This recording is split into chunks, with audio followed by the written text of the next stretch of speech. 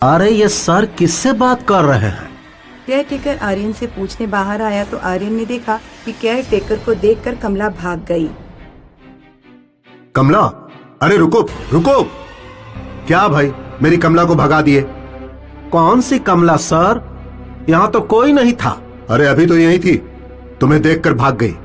नहीं सर, आपको कोई गलतफहमी हुई है, यहाँ कोई नहीं था। गलतफहमी मुझे नहीं तुम्हें हुई है।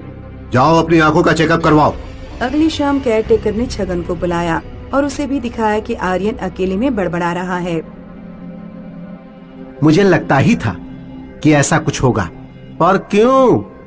जिस दिन हम आ रहे थे तो डॉ हिल के पास वो चुड़ैल हमारी गाड़ी के सामने थी।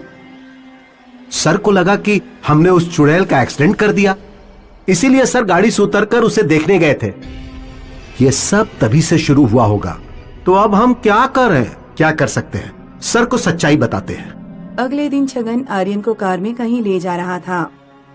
हम कहाँ जा रहे हैं? बहुत ही जरूरी जगह पर। बताओ तो, पर कहाँ? चलिए सर, सब पता चल जाएगा। वो कार एक बड़े से बंगलों के बाहर रुकी। छगन आर्यन को अंदर ले गया। वहाँ जाते ही सामने उसी लड़की की तस्वीर थी। अरे ये तो कमला है।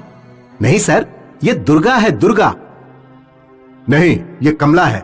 नहीं सर, ये दुर्गा है, इस घर की मालकिन, और इसे मरे हुए 30 साल हो गए हैं। क्या बकवास कर रहे हो?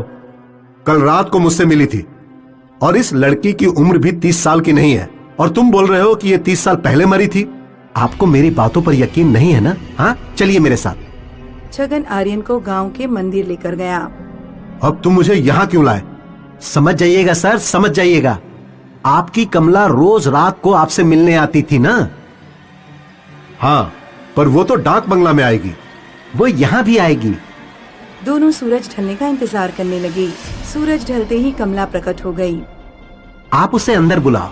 क्या बेवकूफों वाली बात कर रहे हो? नहीं सर, आप मेरी बात सुनो। उसको अंदर बुलाओ। वो मंदिर के अंदर हरगिज नहीं आएगी, क्योंकि वो एक चुड़ैल है। कमला, कमला अंदर आओ और इस बेवकूफ की बातों को गलत साबित करो।